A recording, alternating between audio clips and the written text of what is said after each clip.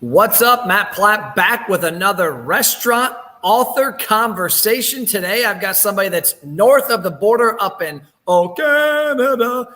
What's up, Doug? What's going on? Thanks for having me. I'm pretty excited about this one. You're welcome. I got that. Did you like my singing there? Did that represent your national anthem well? Yeah, I wouldn't quit the marketing gig, but it was it was good. So, Doug Radkey, I know you're from the books, Hacking the New Normal. I guess introduce yourself to the audience, tell them who you are, what you do, and all that great stuff. Yeah, absolutely. Obviously, my name's Doug Radkey. I have been in the industry just over 20 years now. I started as a dishwasher, worked up through the ranks, I guess you can say, and I really took this, passion, I guess you can say, for the business side of the industry at an early age. Like I said, I worked through some different ranks. I've held numerous positions in restaurants and bars, and I was headhunted in, I think it was 2007, if my dates are correct here, from a company in Hong Kong, and I helped them launch some airport lounges at the Toronto Pearson Airport. I started with one there, and we grew that to 5 lounges in a couple of years. And then in 2009, I decided to step away from that and start my own agency. I was only actually 26 years old at the time, so it was scary, but at the same time, it was a dream of mine. So, but since that time, I've been writing a lot of business plans, feasibility studies, developing concepts, and building our own KRG hospitality brand. Since then, we now have presence all over Canada and also the United States. Love speaking at different conferences. Obviously now conferences have taken a little bit of a backseat. Now we're doing awesome virtual chats like with yourself here. I've taught restaurants management at the college level as well, and recently wrote 2 books. One of them was this year, the one that you have right now. Appreciate you buying that and leaving an awesome review as well. And we have also launched some podcasts and other supporting brands over the years. But basically at KRG Hospitality, we really work with startups. That's our focus. That's what we've been doing right since 2009. That's restaurants and bars, and now we're even getting into boutique hospitality brands, although, like I said, throughout North America, also the Eastern Caribbean, facilitating projects right from that idea stage. So somebody just comes to us saying, hey, I want to open up a restaurant. So we take that idea and we get that onto paper. We test that out. We look at, organization, communication, action development, brand development, marketing, and strategic planning. And then we also project manage all the way from that stage right through to grand opening. So that's getting your permits, hiring your contractors, getting, chefs on board to get your menu going, or mixologists on the bar side and all that kind of stuff. Brand activation, team onboarding, team training, soft openings, grand openings, literally everything from that first idea stage all the way through to grand opening. And obviously we offer support after that grand opening stage as well. So in a nutshell, that's, what we do. We're really, 90% of our business is startup focused. Okay. And that's got to be a unique position too, because a lot of, if you're a startup and then you're obviously, if you're like one of our clients is opening a restaurant here in a couple of weeks and he's got like 7 locations. So been there, Right. done that. He's got the concept, but startups, I mean, that's got to be a lot of hand holding. It's also got to be filling a lot of gaps, because I heard a story recently. I was talking to another consultant and he works in something, and he's in the kitchen aspect of the business. He's like, Matt, we literally had a restaurant that was a week from opening and they forgot to make menus. He's like, Yeah, there's, we've created this almost like roadmap over the years, and we've actually identified like 500 unique tasks that need to be completed in order to actually start a successful restaurant, and like you said, fill in a lot of those gaps. And most people aren't even going to think of 100 things to do, but we've identified 500 different components. Obviously menu printing is one of those on that checklist, right? So yeah, there's a lot to go through, but I love taking somebody's idea and watching that dream unfold in front of their eyes. But it's not easy, right? Anyone that's been through a startup knows that it's going to be challenging, no matter if you've done it 2 times, 3 times, 20 times, you're still going to have challenges. I know somebody that's opened up 25 restaurants, and there's still challenges, even, that many times going through that. Right. So it reminds me a lot of, my background. We had a boat and RV dealership for 9 years, and we were pretty big, and we did about 17 shows was our peak from January 1st to the end of March. And we did Cincinnati, Dayton, all around this region. And it reminded me of, like, you're talking about opening a restaurant, because the first 3 to 4 years we did shows, we just flew by the seat of our pants. It would crack me up because we would show up to a show, the Cincinnati Boat Show, with 28 boats, taking off trailers, getting them all done. And we'd be an hour before the show, be like, where are the brochures? And we were always literally going to Kinko's to get our flyers. Do we have pricing sheets? And so after like the 3rd or 4th year, we finally created checklists and knew when we went to a show, carpet, stairs, brochures, everything, credit apps, our safe deposit boxes. If somebody brought cash to the show, where to put it. Absolutely. Yeah. You need to have those checklists in place, and, at least somebody helping you manage that project. That's, I always use the analogy, we're like the general contractor, but for the operational side of the restaurant. And we obviously collaborate with the general contractors to make sure that side of the project is going good, but we're there to help, like you said, handhold and make sure all those little boxes are checked throughout that, and aligning it with the construction that's going on. Obviously, if there's a delay in construction, there might be a 2 to 3 week delay in hiring your staff, because you don't want to bring them on too early or too late, obviously, either. So, aligning all of that as in real time as it's happening as well is extremely important. Oh yeah, for sure. Definitely. Let me dig into the book now. Time is money. Let's get on with it. I know you got a day. Time is money. I don't want to steal your day from you. So good. page 63, I've got these things. I guess you can say I'm almost dog-eared. 2 things that caught my attention in this chapter is, a lot of, like, I talked to a guy in Michigan today, they're at 50% capacity. I've talked to clients that are in Florida that are 100%. They've already come out of it. They're already rolling. But there's a lot of places that are going to be opening up and experiencing new things the next week to 6 months, depending on where you're at in the United States or even Canada. But 2 things you have in here: are you prepared, and can you execute? And that's a big thing that I noticed when COVID hit last year. A lot of my clients were, 90% dine-in delivery, and then all of a sudden here's this whole carry-out component. Like, oh crap, does all this food travel well? Talk about those things, about being prepared, and about, can you execute what you're going to do?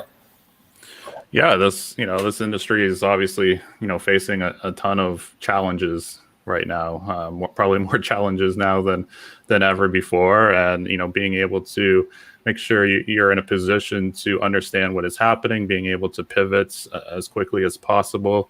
You have to 100%, be prepared and have plans in place and have contingency plans. That's, one word right there that I think I would probably say a good 9, even almost 10 out of 10 independent restaurants did not have any sort of contingency plan in place. And it doesn't even have to be a quote pandemic contingency plan. Obviously, you're not probably going to have something like one you might now going forward, but like even having a contingency plan in place in case of, a natural disaster, maybe a tornado or something goes through your neighborhood, or, hurricanes, anybody down in those southern states should obviously have, a contingency plan in place and what to do and different scenarios. And maybe your neighborhood has been, knocked around a little bit, and now your sales are down. What are you going to do if your sales are 10% less, 25% less, 50% less, 100% less?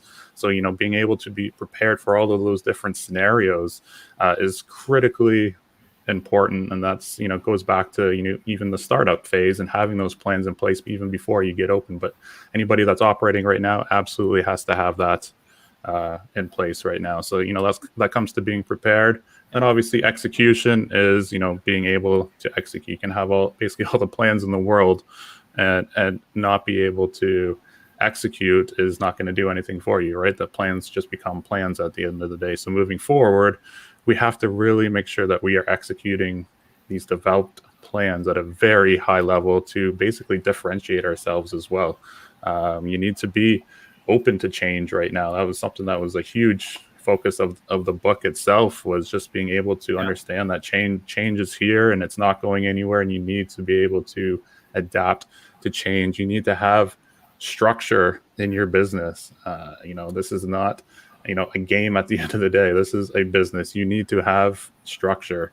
You need to have systems and, simplification all around you. You need to have that strategic clarity. You need to have culture. You need to have marketing, and you need to have multiple revenue streams right now, and know your costs down to the penny in all different categories, and that's food, beverage, labor, all that, those kind of key performance indicators. And obviously, to wrap all that up, you need to have that growth-based mindset that's not only going to prepare you, but also help you basically execute at the end of the day, right? So, this industry before was really focused, and a lot of leaders in the industry as well, and a lot of reports were focused on sales. And sales, I think, is this kind of vanity metric at the end of the day. I think we need to look past just what sales are.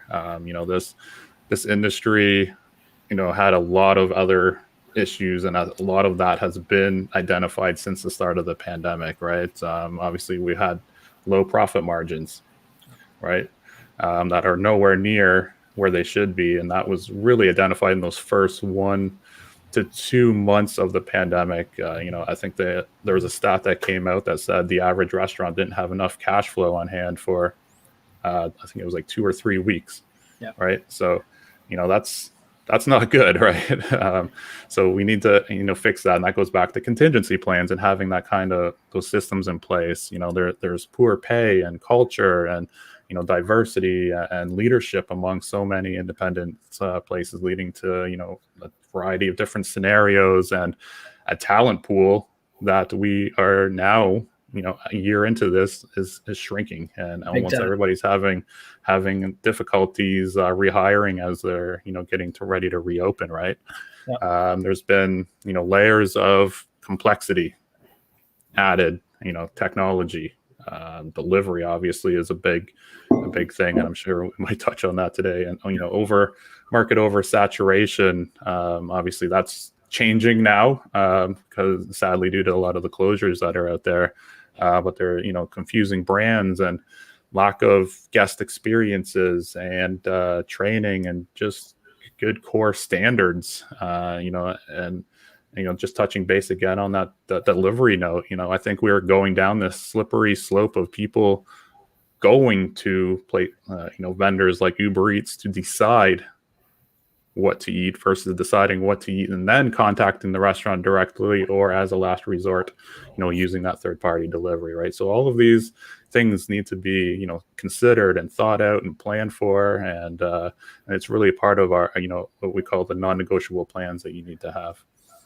Yeah, and to unpack 2 things you said there that really hit home with me. Number one, execution. I told somebody the other day, because we deal with hundreds of restaurants, and a lot of them, call me as a peer. Hey, what do you think of this? What do you think of this? Right. And I'm not a restaurant consultant. We're marketing. I mean, I couldn't walk in the kitchen and tell you a damn thing, except maybe where like the gummy bears are stored.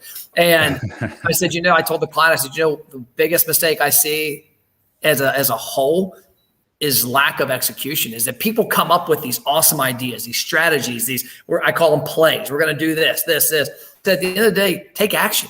And even if they're all scared to take to fail or to do something wrong. Like, you know what?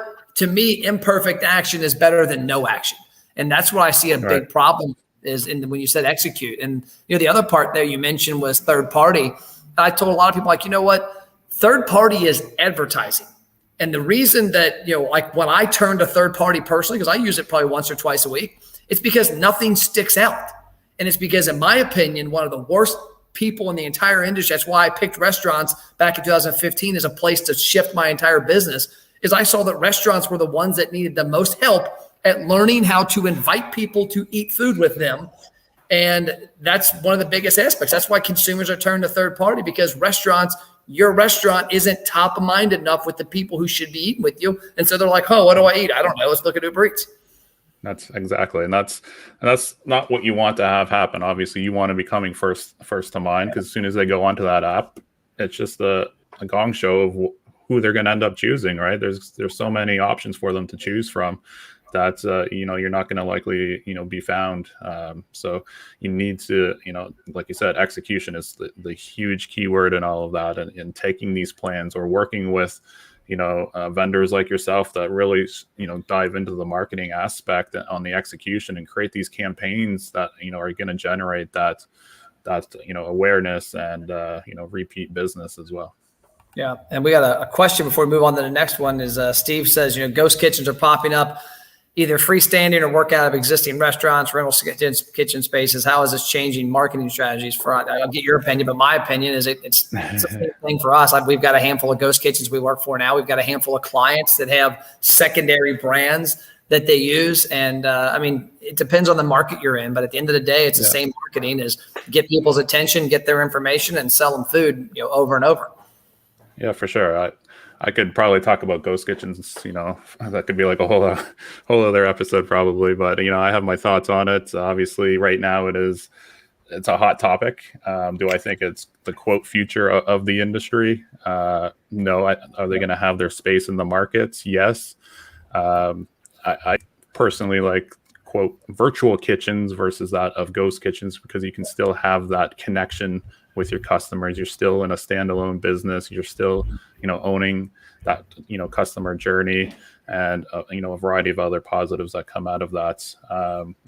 Ghost kitchens, I think, are going to get oversaturated, just like restaurants were in the next, couple of years. And they're probably going to end up, competing on, low dollar values and coupon type things like that. Right. So in terms of, ghost kitchens, again, right now, if we were working with a client, we would actually be looking at, using them as more of like a test kitchen as well, and getting a gauge on, what the market is wanting in terms of menu and getting that kind of data in, or using them as, training facilities, even these converted like trailers right now and shipping containers are another great option for, training employees and testing out your brand, almost similar to what like a food truck could be used for as well.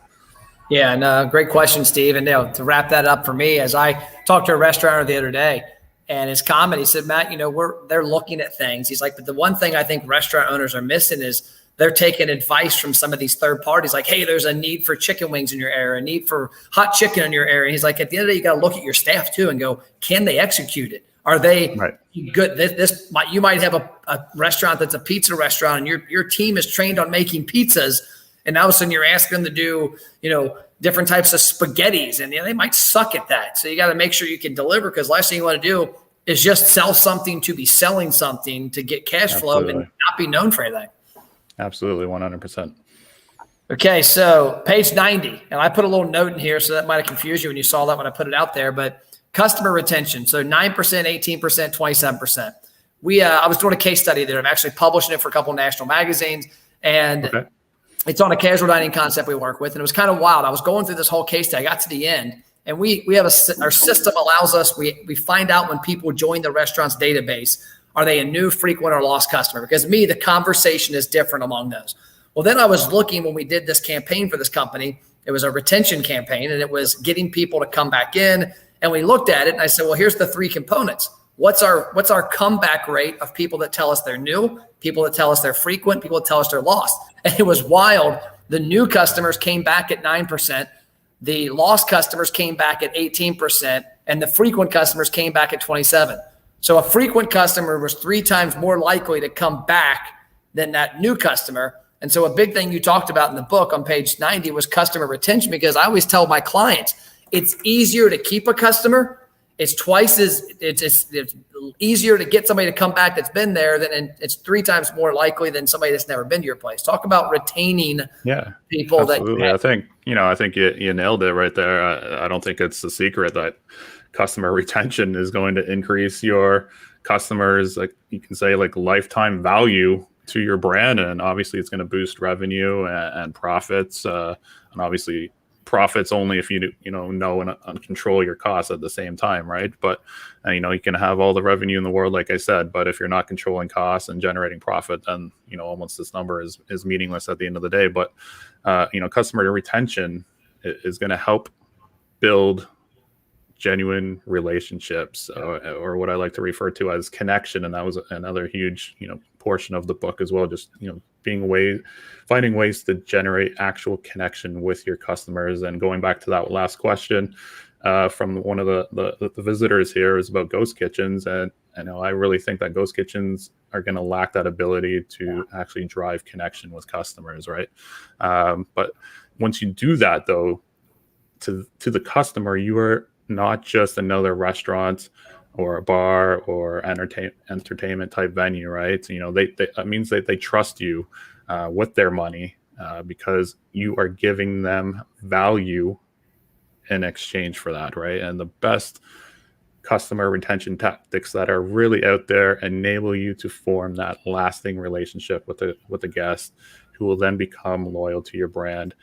They might even spread the word within their social circles and social media, which then obviously turns them into brand ambassadors. And that right there, in my opinion, is the goal. And what should be the mindset is, how can you turn customers into brand ambassadors for yourself? How can you not only generate awareness or generate additional revenue per customer, but how can you generate return business? And obviously that's the three pillars of marketing, which I'm sure you're aware of as well, right? So that's the mindset that needs to go into this, is, and not just that the awareness anymore, it's how are you going to keep your customers coming back again and again. And that's what we focus on a lot. And I tell a lot of restaurants this, and I'm always amazed how I meet restaurants. I mean, I probably talk to 10 to 15 new ones every week. My team probably talks to 100 total every week, new ones that we've not known before. We talk to them, and the one key thing that very few of them have is a customer database that's active. And I remember when COVID hit, I told our clients, I said, hey, we were accidentally preparing you for COVID, because one client, we've helped you build a database of 18,000 people the last 16 months.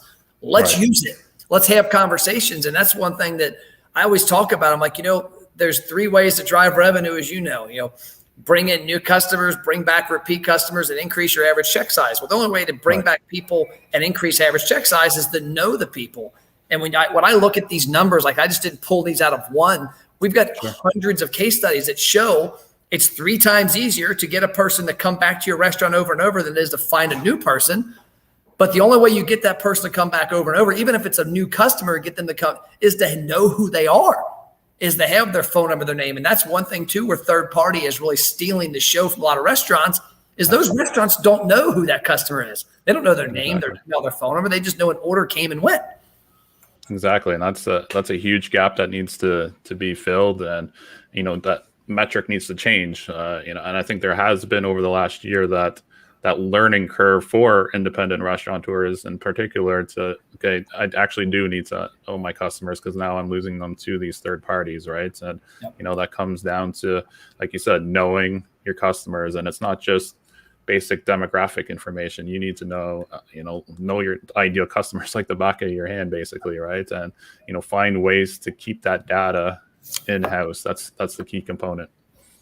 Okay, so now we are moving on to the end of the book, to page 134.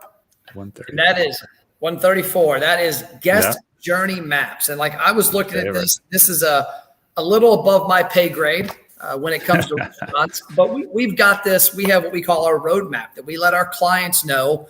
When you come on board, here's what happens. Here's what should happen from day 1 to 6 months in. Talk about the journey maps of what you're talking about in the book with consumers and restaurants.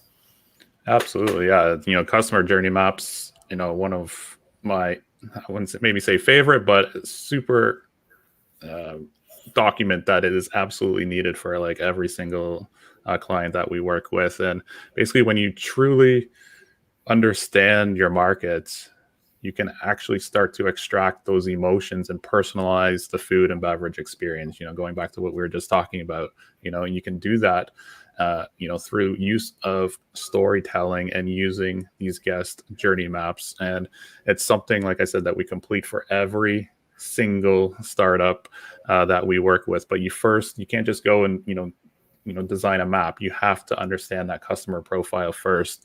We always recommend at least 3 customer profiles.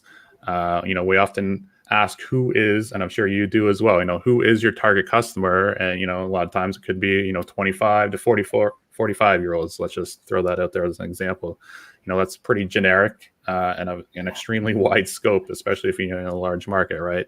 But what a lot of people don't understand is that 25-year-old, that 35-year-old, and that 45-year-old on the other end, they all have different expectations and earnings and spending habits and brand influencers and how they use things like social media and mobile apps and just how they go about their day-to-day life. And so you need to dig deep and find that ideal customer profile for you, and you want to really analyze that and put it into like a one-page summary. And like I said, you need to know your guests like the back of your hand.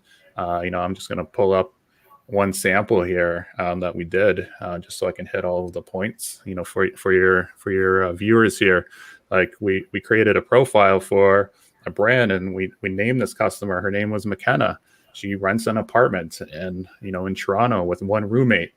Due to the cost of living in the city's downtown core, she's fun and spirited.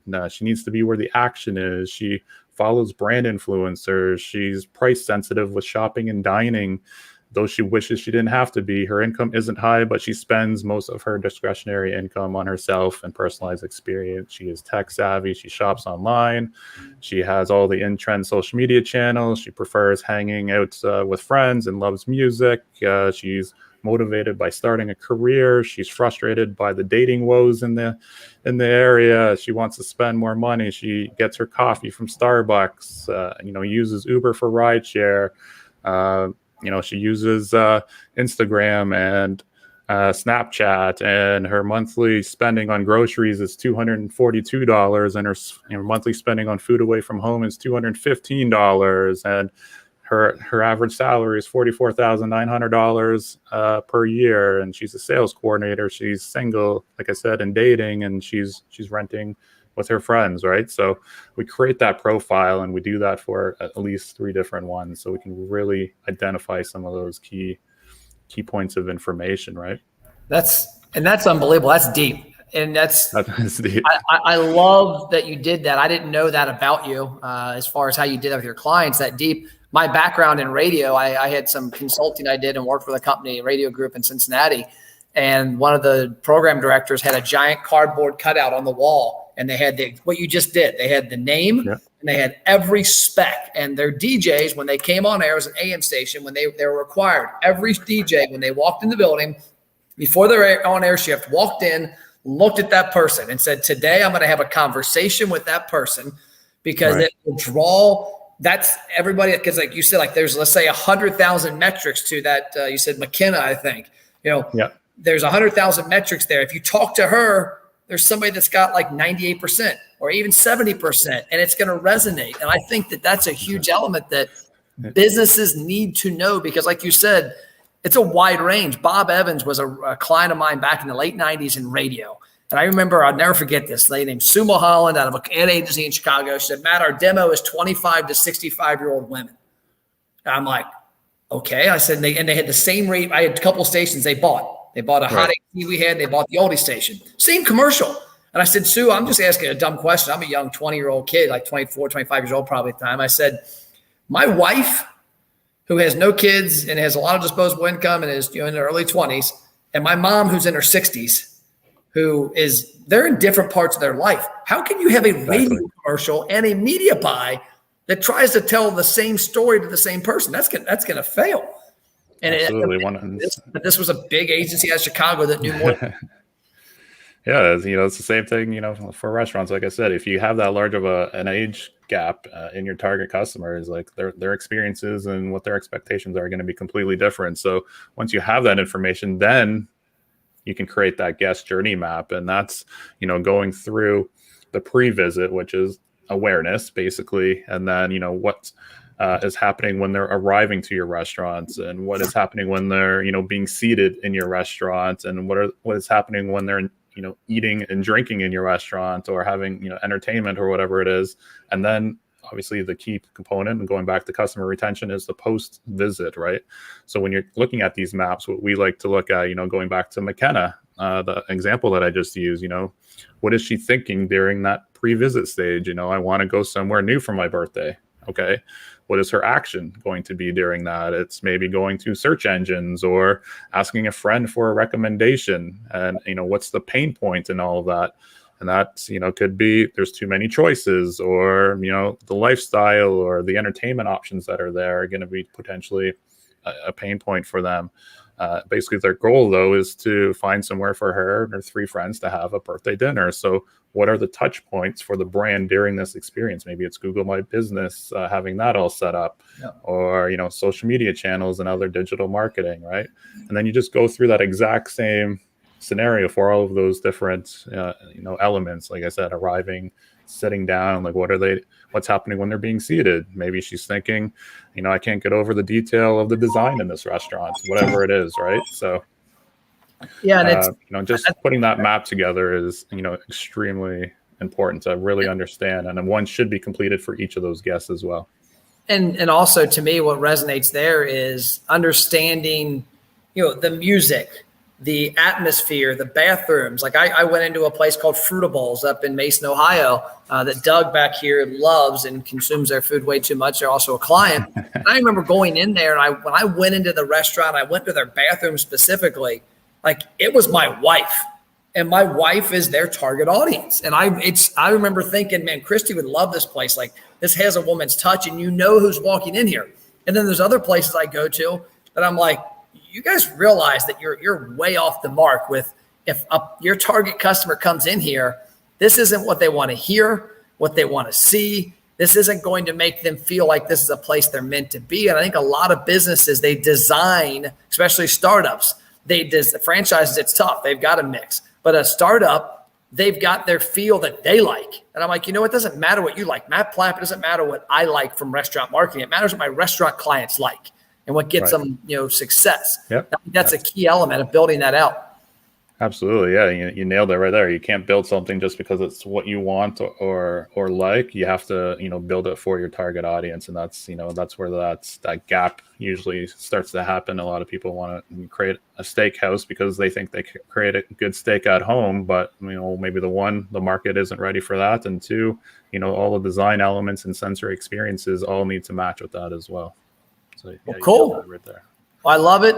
The book is awesome. If you're just tuning in Appreciate that. Full time, you can check out Doug at radkey.ca. I'm gonna call you the Radkey man, Radkey. There you go. Yeah. Just saw that on the website. I was like, I like that. Visit that. You can go to krghospitality.com as well. We got all that up there as well. And like you said, Doug at radkey.com as well. I got it all sorted out for everybody there. Yep. So get on there, get this book. What's the first book? It's escaping me right now. Bar Hacks? Bar Hacks. That was the first book that came out in 2018. Yeah. So get Bar Hacks, get Hacking the New Normal. Make sure you check it out. Make sure you understand what you need to be doing if you're a restaurant and you're looking at making changes and adapting to what's going to be the new norm or what's coming down the road as things open up where you're located at. But I appreciate your time, Doug, and appreciate you having me. Hey, super great chat. Appreciate it. Have a great rest of the week, and I'll see you all on Friday. I've got a catering expert on Friday afternoon at 4 EST, so you all tune in then. I'll see you around.